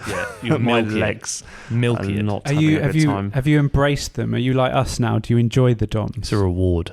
Yeah, I do enjoy them a little bit, just because it's been so long since I've trained in such a consistent manner. It's been so long since I felt the touch of another man. Sorry, are we okay? It's not. That's a lie for you, Harry. I went to an all boys school. Do the thing with the lie. The lie thing. Do the lie thing. Okay. You lie! You're a fucking liar! Shut up! Very angry. So that's mine. Mine's not that exciting beyond that because I'm just getting back into training, guys. To be honest, that is useful because your training split. Break it down into days then. So my squat day will basically just at the moment I'm working. But what I mean is throughout the week, how does that? Do you periodize it in a 7-day calendar, or do you periodize it in like how long do you leave between these workouts? Are you doing Monday, Tuesday, Wednesday, then rest, and then go again? So I don't do mine on the actual day, if it makes sense. Just like a rolling. Yes, that's thing. So you're not, your training split isn't a 7-day affair. Like what I don't understand in most cases where people talk about a training split, they talk about it as if the body understands the Gregorian calendar. And it's like your training split, your body doesn't know that there's 7 days in a week. You don't have to do just because you missed a particular day of your split and it comes around to Monday, you don't have to do chest on Monday. Yeah. See, you can delay it by a day. You will not die. That is okay. That's why in my clients' programs I don't actually put like Monday. I just put day 1 because that's all the thing that matters. I usually do is I usually tend to go session 1, like session number. Session 1. But then I would say like example training splits of you could do this, but I personally wouldn't have session 3 and 4 together. I'd make sure there's a rest. Yeah. Do you know what I mean? Because there's some sessions like if you're squatting and deadlifting, I'd probably rather not have them back to back, but I'd rather have at least one day. The performance. Yeah, of the so session. I'd rather have at least one day between if you were to program it like that, things like that. So mine at the moment is, I think it's 3 days on, day off, 2 days on, day off, and then it repeats back again. Yeah. Fine. Cool. Yeah. Harry, over to you. What am I doing? What was my training split? Talking about your training split. Just the hack squat, isn't it? Literally, hack squat over and over again. I love it. Just calves every day. Well, apparently not. I do Monday lower, which is, again, it depends because I do a week A and week B. So I rotate, but there's only minor changes. The only real change between the weeks is squats and deadlifts. I don't do them in the same week because I think for optimizing hypertrophy, they're not necessary. I just choose to squat and deadlift. I like doing them. Yeah. So I try and swap them out with like hack squats, stuff like that. So what I do is, without going into too detail, whether it's quad or hamstring, bias, whatever, I'll do Monday lower, Tuesday push, so chest, shoulders, triceps, Wednesday pull, which obviously back and biceps, Thursday off, Friday lower, and then Saturday upper, and then Sunday off. But again, I don't have to do it on those. Those are just the days I choose to train because they just align with my schedule really well. And then those 2 lower days are obviously different focuses. Yeah, so for example, Monday will probably be more quad dominant, more quad focused with big calves. And then the other session, so the Friday, will be more posterior chain focus of hamstrings and glutes. Do you train abs? Because this is something I'm toying with at the moment. I know you're going to definitely have an answer for this. I know I should for bodybuilding purposes. I know I need to train abs like any other muscle, because if you want them to develop, you have to grow them. Hypertrophy, which is so weird about ab training. But that's a different thing. Yeah, everyone's like, "Oh, I train abs like this." It's a muscle. Why would you not train like any other muscle? They do 15 minutes of abs. Know. Yeah, the thing is, I don't know. So, well, you can't justify it. Don't do it. Yeah. So I'm meant to do abs on my Saturday session, so my upper session, and also on my push session. But sometimes if I'm like pressed for time, I will skip it, which is poor from me. I'm the same. It's like the hierarchy of priority. Yeah. I have my session and then abs when I need to treat it like it is part of the session, but that's just my own laziness. I think it's because I'm so far away from comp, I haven't gone in the mindset. I'm not lean enough. Do you know what I mean? I haven't got in the mindset of where like it's really going to matter, but I know this is actually when it matters. So it's same with calves. I've never been lean enough to have that, so I'm the same. I'm still rocking ab gang. I never lost my abs, even when I was peak bulk. Yeah, same. I've never lost my abs, to be fair. But to just clarify, disclaimer, is that it's just very much dependent on like genetics, where we hold body fat. Also, I've never quote unquote bulked or gone in a mass gaining phase enough to the point where I have had a level of body fat, which means I cannot see my abdominal region. But I also don't have also don't hold mass amounts of fat around my abdominal region. It's more like my love handles and like lower back is where I hold most of it. That's pretty common. I'm the same. I'm exactly the same as you in that regard. Yeah. I think that, to be fair, bodybuilders often suffer very similar fat deposits, essentially, because when you essentially get lean as a bodybuilder, it takes time for the fat to come off different areas, and usually it clings on to certain areas more than others. But I often found that after you've dieted down a couple of times and gone back up again, usually the fat kind of distributes a little bit more evenly. I don't know if this is true or not, but it's just something I've observed. Well, when I compete next year, I'll find out. I'll test it. When I over competitions, I'll test it. So a bit like also having worked with female clients in bodybuilding, often they may start out kind of genetically, pear-shaped, apple-shaped, or whatever.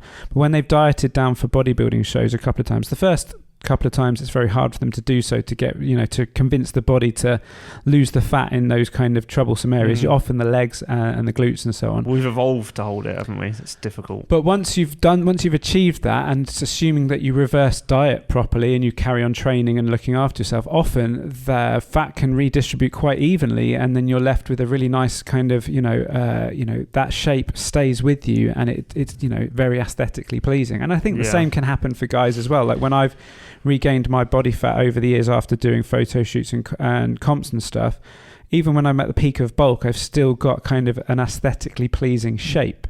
And I just think that comes through your body adapting to the process of you challenging your whole body in that way for a long period of time. Yeah, well, I guess we'll obviously I've not been exposed to people who've gone through like show preparations too much. I'm really excited for you to go to that depth, because I've done it quite a lot, and I'll be brutally honest with you, the first time to get yourself to stage leanness is the hardest. Oh, I'm gonna hate it. Can't wait. I guess it's all the unknowns, isn't it? Yeah, I'm very fortunate that my BMR is quite high. Yes, so I don't think my calories will ever actually go that low. But I think regardless of the calories staying high, your mood will be the same whether your calories were high or not, because essentially hunger is hunger. It will be there because you're in a deficit and because you need to get to that level. We'll probably talk about that in a bit more detail on another episode. I think it'd be quite fascinating to talk about what it means to get that lean for stuff. And I know ultimately that's not everyone's goal, but it is someone's goal. And bodybuilding is still a very popular thing.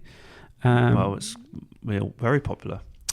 But training split. Yeah, back training split. So that's basically what I do. Is I basically just do legs, push, pull, lower, upper.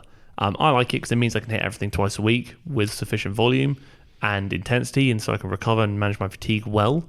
So then it's not hindering my sessions going forward.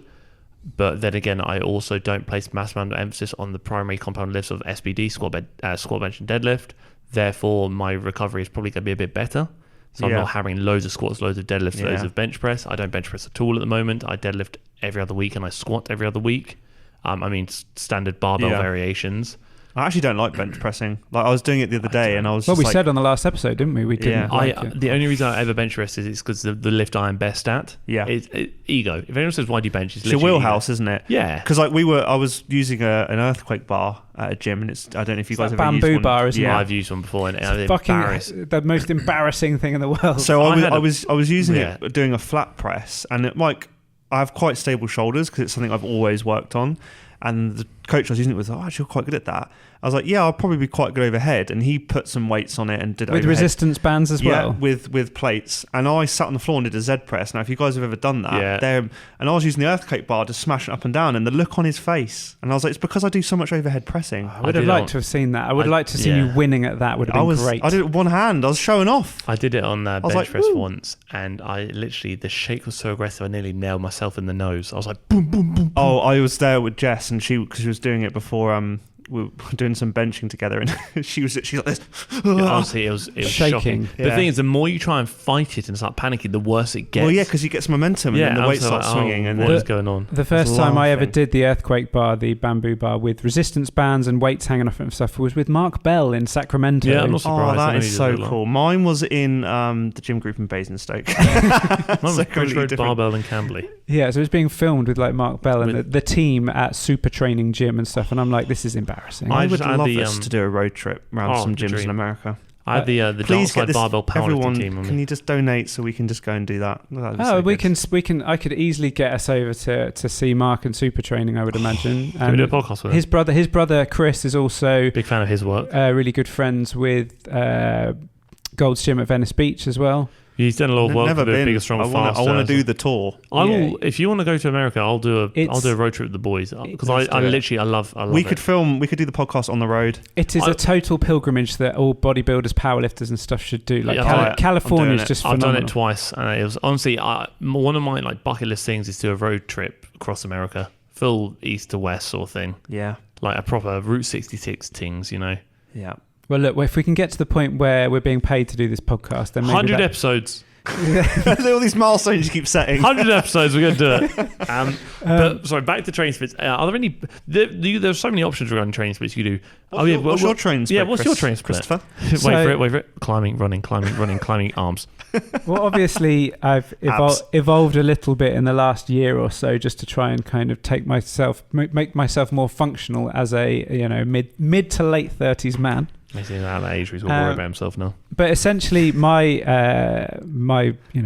background has always been bodybuilding and kind of classic style of bodybuilding, really. So when I for many years I was always a chest Monday kind of guy. Love that. And my training split still does follow that to a certain degree, I would say. But I would say a typical training split for me, if I'm in full bodybuilding mode, if I'm doing, if that is my sole focus, then it's not in a 7-day split. It's kind of like it's in order of when it's due. So it's often like, an 8-day split almost. But so I'd probably say chest on a Monday, but I'll probably throw in a little bit of shoulder emphasis, like shaping of the shoulders, like lat raises, front raises. I love a lat raise. I do too. I love a lat raise, especially if done properly. Then a Tuesday would probably be a back day, and I would probably put some biceps in there as well. Then Wednesday would be a leg day with a quad focus. Thursday would be shoulders, but with also a hint of chest in there as well, because that's an area that I need to keep on. Little sprinkling of chest. Friday would probably be a rest of sorts, or a touch up on kind of weaker areas like abs and calves, things like that, just to make sure they get their time. And then a Saturday, I'd probably day in the sun. Saturday, I'd probably do hamstring focused leg workout, and maybe again touching up on other parts. Probably going back to some arms maybe and things like that. But that's probably about it. Then I'd probably rest and go around again. So it probably is. You can probably do that in 7 days. But yeah, so for me, bodybuilding really depends on weaker areas. So I need to focus on chest and shoulders more. So I'm therefore hammering those. And I think I never wanted to neglect my legs, so that's why I always tried. I mean, always definitely one epic leg session a week, but if possible, I would always try and do 2, because strong legs is a great thing to have. Agreed. And then abs, I would say I would normally do them after morning cardio if I'm in full bodybuilding mode. And I try and focus on weighted ab stuff like cable crunches and hanging leg raises and stuff like that, as opposed to kind of your bogo like floor work. Yeah, I think if I was going to do any ab work for like bodybuilding purposes, it would very much follow the same concept of like resistance training of progressive overload, weighted stuff. Actually, like not doing 50 reps of shit. Still you've got to treat them. You're not trying to fatigue an ab. You're still trying to build that. Ultimately, we all have abs, yes. However, when you get to the point of low body fat and you're displaying those abs, the thickness of them, the depth, the hypertrophy of them is controlled in the same way you would any muscle. You're creating muscle, that you're working on that muscle belly to give it thickness. Yeah. And when I say muscle belly, I don't mean my stomach. A muscle belly is the term for kind of like the center of the muscle, the thickness in there that of any muscle. So you're looking to create depth, and that's what makes people's abs pop, and that's why you want to do weighted abs in order to create that depth. And that for me is a pretty typical training split. Yes. Yeah, I like it. Especially the ab stuff, because I agree. It's like, for me, it's flexion, anti-flexion. But it's the same exercises, but for slightly different reasons, but they achieve the same thing. I think it's also identifying like what your goals are with ab training. Are you looking for like hypertrophy? Are you looking for like more stability work, strengthening work, whatever you want to call it? Therefore, your exercise selection is going to be different. Things like planks, for example, like it's kind of... The plank is a very underrated ab exercise. If done properly. But again, that's not a movement I would necessarily do for hypertrophy. That's something I would do for another goal. Whereas something like a cable crunch, I would very much do for hypertrophy. But again, the form on a cable crunch is vital, because I've never been able to get those right. It's literally just, I always treat it like I'm trying to roll my spine, because obviously you're looking at decreasing the distance between your sternum and your pelvis. The key for that is not moving your hips. Yeah, because a lot of people end up, their hips end up kind of, and legs go down in almost like a Z shape if they collapse. So you want to hinge through the spine. That's what that muscle action is. Well, I think when you start moving your hips and hinge at the hips, you essentially, the distance between your sternum and your pelvis is not changing. Therefore, your abdominal region is still there, like, hello, I'm waiting for a mate. That's why I roll the spine. Like, I'm trying to curl it. It's the same with the hanging leg raise, and the knee raise. Yeah, you've got to think about flexing the spine, because at the end of the day, you will feel it in your abs if you just move your legs up and down, but it's because they're stabilizing the core rather than actually... They're not going through an active range of motion against resistance, and in that case, resistance is gravity. Another very good... Of your legs. Another very good ab exercise is a barbell rollout. Oh, yes. So not so much the ab wheels, because that actual kind of narrow grip isn't ideal. If you can, set up a barbell, have your hands shoulder width apart, and just really work on... I mean, it's a fucking tough exercise to do if you haven't done it before, but if you can build up to getting really good at that, then it's a great... I think doing it on a barbell is good, because you think about base support, it's much wider, so therefore you can get the technique when you do, you say, when you do it on the wheel, because there's so much instability there. Yeah. So how are you supposed to be trying to brace the core and then actually flex through that range of motion if your arms are all over the place and you face plant on the floor, which I've seen many times. Anyway, I think that rounds off that definitely rounds off the old training splits for the three of us. So that's something for you all to think on, depending on your goals. I would say that me and Harry are probably a bit more bodybuilding focused. Harry, obviously, you did have a powerlifting focus in the past, so you can resonate with what Mike's doing at the moment. No, absolutely. Like I said, but now I train. My split is my sessions are organised by muscle group. Yeah, which makes sense. Which when I was powerlifting, organised by movement.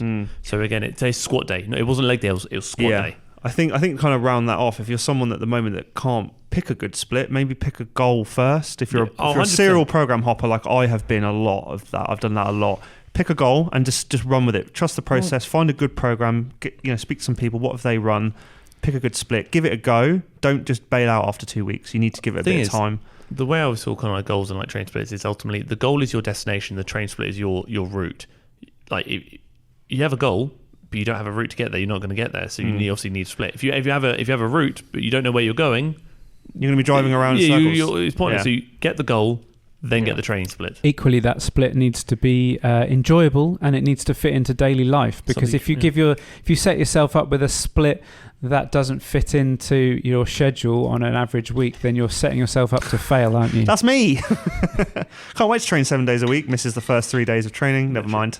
Well, it's like one of the things I always say in the videos is ultimately it's all well and good saying this is optimal, this is this and this, but ultimately it's not optimal for you if you can't remain consistent with it. What's optimal for you is the one that you can remain most consistent with. What is that whole concept of optimal with anything, with diet, with training, with rest, all these things? Optimal is the absolute ideal scenario where no one has a job, no one has responsibility, everyone has unlimited funds, all that sort of stuff. That's optimal.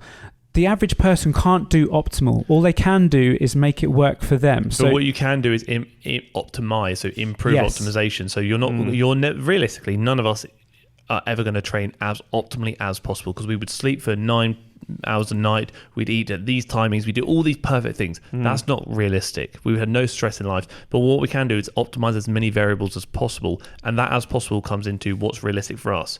So if I say it's optimal to train 5 days a week, for example, but you can't do that, what you can do is optimize your training as best as possible. So I can train 3 days a week, so I'll do 3. So that is optimal. So that's more optimal than 2. You'll make sure those 3 days are, maybe the best 3 days you can fucking do. Yeah, you realistic with it. Yeah, absolutely. You just optimize as best as you can and optimize for you. And optimization is an ongoing process, so you won't get it one-off. Completely right the first time. So don't stress if you need to change things a little. We're all a work in progress. Just be patient, and you're gonna be heading in the right direction, guaranteed. Yes. Can I just say one thing? Mm-hmm. I can't see Harry anymore. I can because he's so white.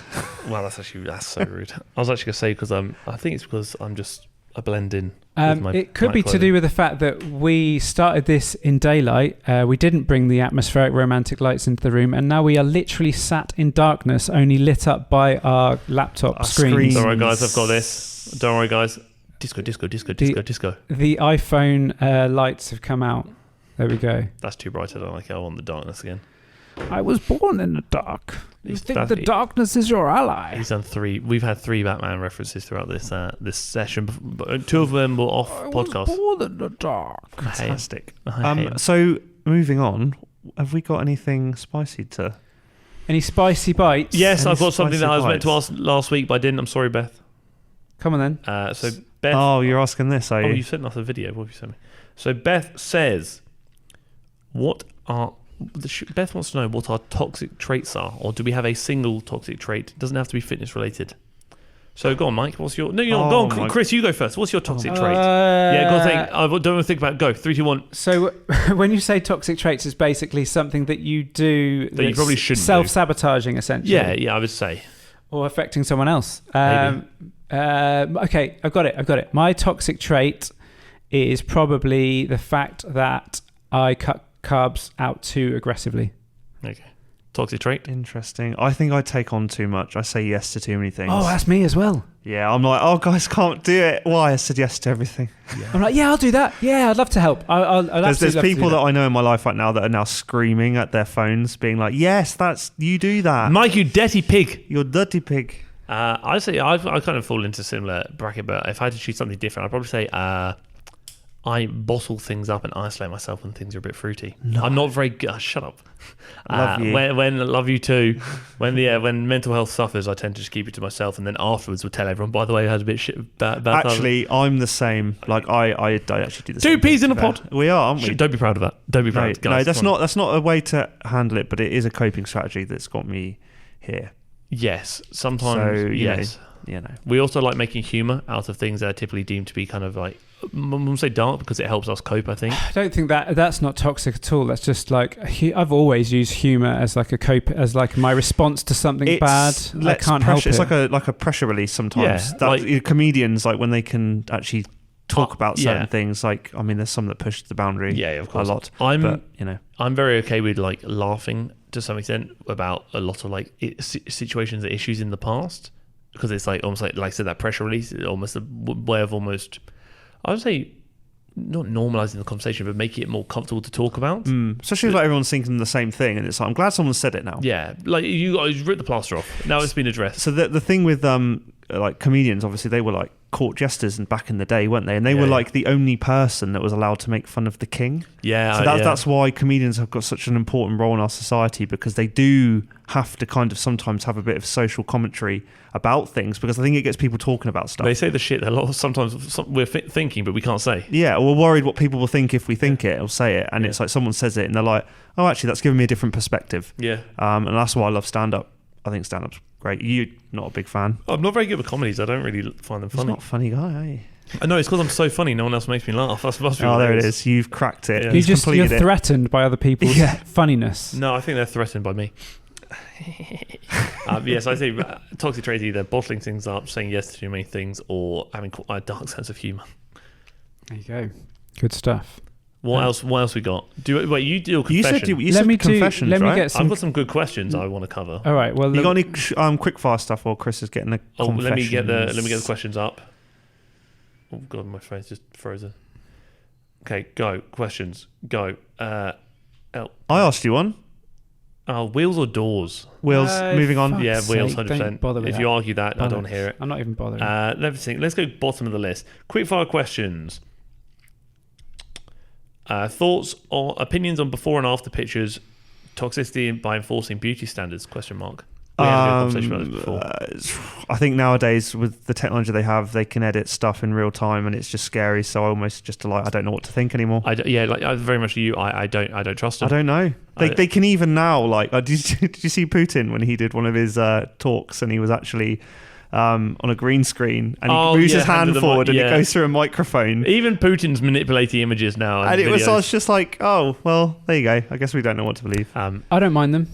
I think they're important. I think they're important because I think for me, as if you want to trust it, I know a personal trainer really shouldn't put out anything augmented, and I think in some cases Facebook doesn't let personal trainers put up before and afters because it's like anymore because of the sense that it creates unrealistic goals and all that sort of stuff.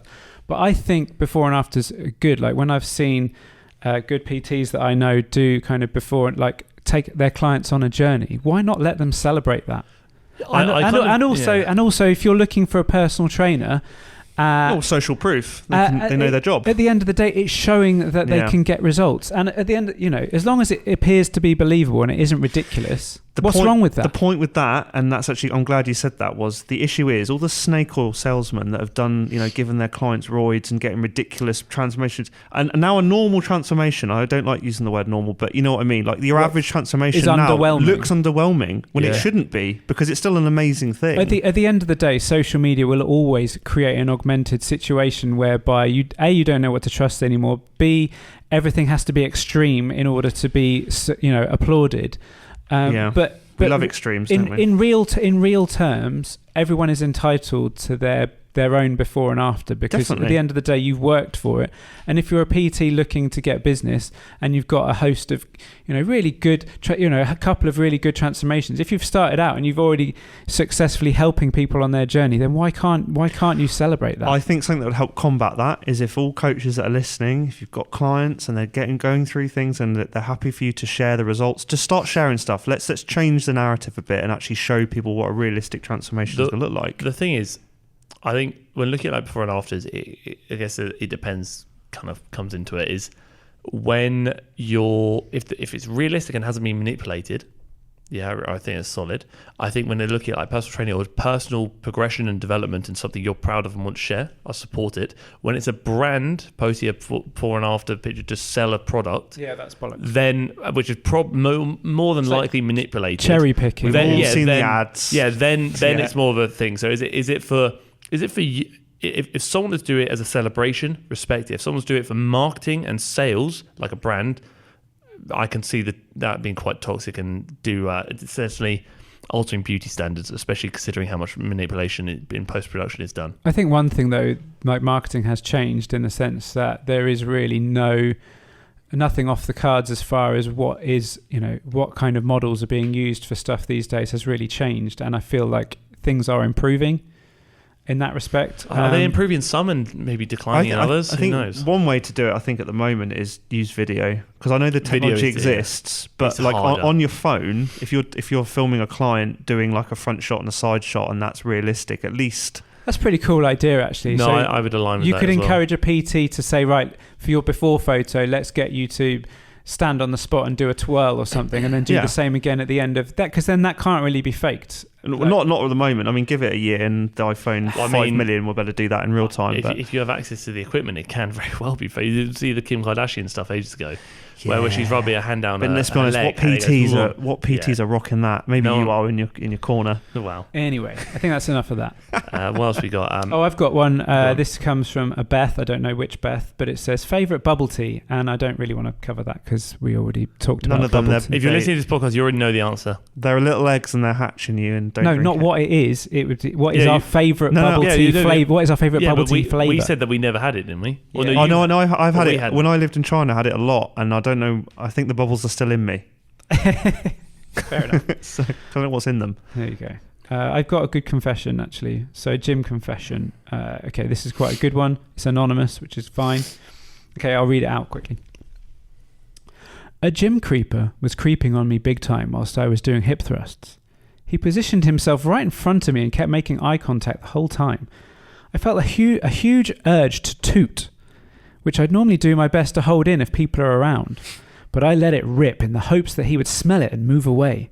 Unfortunately, he wasn't deterred, and it was a stinker. And he came closer and had a good whiff. And he asked me, can I have this in a bottle, please? Fragrance. Was this gym creeper, by any chance, named Brett Contreras or Ryan Reed? I was waiting for this. I'm just curious. You know what, though? I always, People are, honestly, thing is, if you wouldn't do that outside in public, like you wouldn't creep on someone, I'd like to think you wouldn't. Why would you in the gym? People are bare with. You know what it is? When people think that people are never going to say anything, and I think this is the problem with a lot of this horrible behaviour, is they get quote unquote get away with it once. There's no repercussions. It then normalises it in their head. They're like, I can just do what I want now. Actually, this is okay now.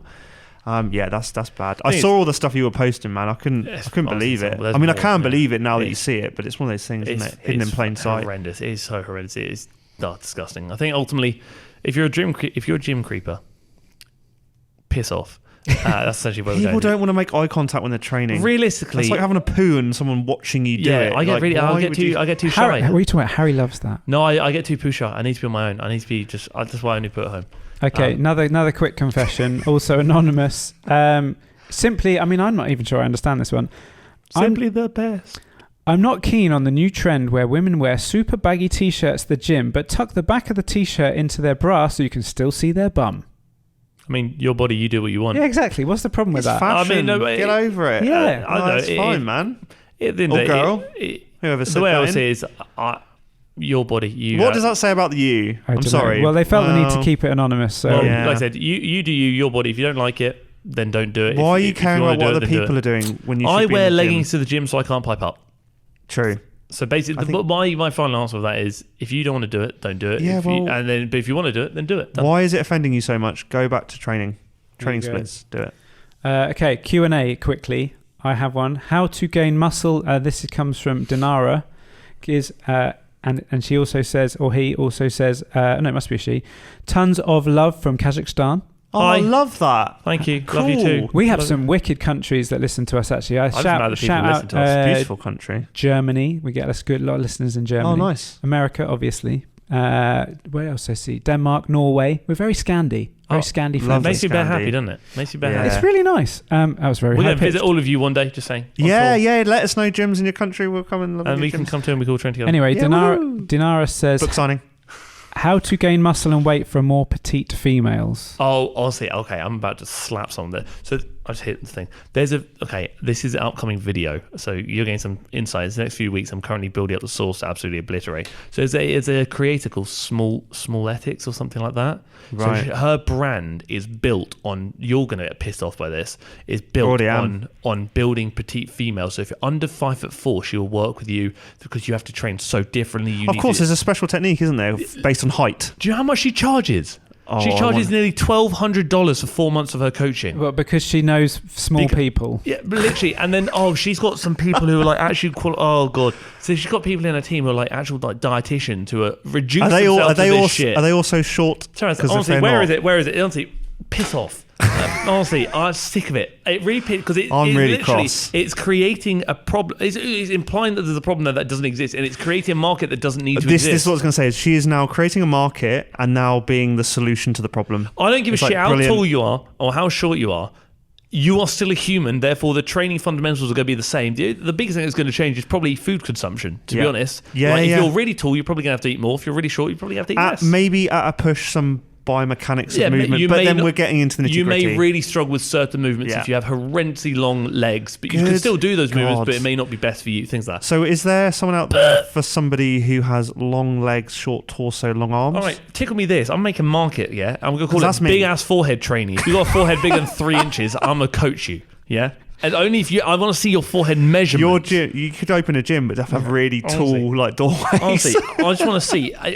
If you come to me saying, "Harry, can you coach me?" I say, "Show me how big your forehead is." If you do not meet the criteria, you're not part of the big ass forehead crew. I don't think. I'm trying to think. Height, I guess, might be important a little bit for like doing some kind of micronutrient stuff, but it's not really. Yeah, that comes into caloric intake.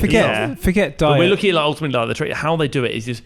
But no. But the fact that she can even imply that the certain people, certain stats, need to train a certain way, then surely they need to eat a certain way. But the thing is, I've actually had a lot of messages about this individual. I've already said her name. I'm pretty sure I can't remember. I think it's like Smalletics or something like that. It's meant to be. You know what? People think they're being so smart for targeting a market that's not being. I'm going on her that's not being catered to. And my question would be, if there was no market before you got there, maybe there's no need for a market. Yeah, that's actually, you're spitting facts right now. Like, it's never been done before. Yeah, there might be a reason why it's never been done before, because everyone else before you said that's dumb. She's a 5'1" fitness coach. Health and fitness for women 5'4" and shorter. Petite power. Well, that's like YouTuber. That's like when there's like a keto coach and they have to identify that they are keto too. And short girl gym hacks. Legs stronger than your wrists. Use straps with dumbbells. I don't give a shit if you're short or not. If you're doing a pulling motion, you should probably use straps with dumbbells anyway. If you're doing like anything where your grip is going to be a limiting factor and you're not directly trying to target the grip, use straps. Yeah, but definitely if you're short is what she's trying to say. If you're 5'4.5", you don't need them. Well, she probably could bring out some special straps as well this for short people. This just pisses me off. Like short girl gym, not enough range of motion using the hit squat machine. It's because she's short. I mean, we could do this forever. I want to pull out the safety. She said knob for full range of motion. I mean, just pull the safety knob out anyway. We've accidentally triggered Harry's YouTube mode. Basically, you're going to see a video on this. You triggered me too. I'm going to be cross. That's why I knew you get pissed off. I'm so annoyed. You're going to see. I've thrown a bloody coaster over there now. You have. Say what? It's in the tree. You're going to see a YouTube video covering this in the next few weeks, and God, that I will give. I'll give credit where credit is due regarding obviously getting people into fitness, which I always respect, but I don't give credit. But that's not an excuse for doing that. Exactly, that's not an excuse for creating a market that doesn't exist and capitalising off maybe potentially insecurities and making people feel like they are different and should be treated as such. Your height does matter, and that people can be like, well, she doesn't train like a short person should. I bet she has in her Tinder bio, if you're shorter than 6 foot, don't talk to me. I can't help you. Yeah, if you're not 5'4" and under, please. Right. I think that's enough abuse. You pissed me off. You're pissed me off. Okay, I'm feeling bad now that the guys are kind of suffering a little bit. So I think it's probably time that we took them off their soapboxes and calm them down a little bit. Maybe let them have a little bit of a cuddle, try and relax themselves, kind of bring the playlist. Oh God, yeah, playlist. Oh God, yeah, I did this. So do we all have a? So obviously for your desert island iPod that you've taken with you and your set of headphones, you're going to need some playlists. That's the third item. I'm just saying. And last show we did say that we'd all do playlists for you all to sample of our kind of music that we listen to either to train or just in general. My one actually is kind of a theme. I can do various different genres because I've listened to many different things, but I have gone for a kind of up-to-date post-punk vibe. I'm guessing that you two won't have heard of a single band. I don't know. That might not be true. Probably is, but I kind of tickle just doing a little bit of everything. But more gym stuff than not gym. I've done one as a gym playlist based on any song in my last 200 likes, because I went through my list and I had so many songs. I was like, I'm gonna start getting a little bit too pernickety with what I choose. I want people to think that my music's cool. I was like, no, I'm just gonna pick stuff from my last 200 and just what I'm listening to at the moment. Because I initially started it as I was going to do like 5 slow songs You know, I'd start doing this. 10 10 stretching songs at the 5 end. 5 warm-up songs. 10 working set songs that peaked and then started declining a bit, and then 5 cool-down songs. Mine's a little bit like that. After the first 5, I got bored and sacked off, and then just I messed up the order. 20 Lorna Shore songs. I actually made a point to only include 2. How long is your playlist? 20 to 20. Oh, what? In terms of length. It is. Let me find it. It's called. We need to name it so people. Well, know we will make it. We'll make it obvious. We're going to put it out on the. We'll put the links up on the social media. Mine's called Pump Fiction Mike's playlist, and then I put arguably the only gym playlist you ever need. Mine's an hour and 27 minutes, and it's called Harold's Humdingers. What hour 21? And it's got some. It's got some different songs. I tried to make Chris up. So I tried not to. Desperately wants to talk about his playlist. Go on, tell me about your playlist. Well, no, I don't want to. I was just going to give a name for it. Mine's going to be called Pump Fiction Press Gang. Oh, cool! I really went completely off topic there. The first song is the first song is called Press Gang, so it obviously made sense to make that the title, and it's a kind of a punk vibe. How long is your playlist? Soon as if they're punky songs, is it quite short? It's not fully complete. It's done 13 songs. Imagine he gave us shit. Saying, don't forget your playlists. Your playlists. Well, Harry, funnily enough, I know when this podcast will be put out, which is on Monday. So therefore, as long as it's ready for when the podcast goes live, this guy's smart. That's actually mad because it was implied in the message that you wanted it ready for today.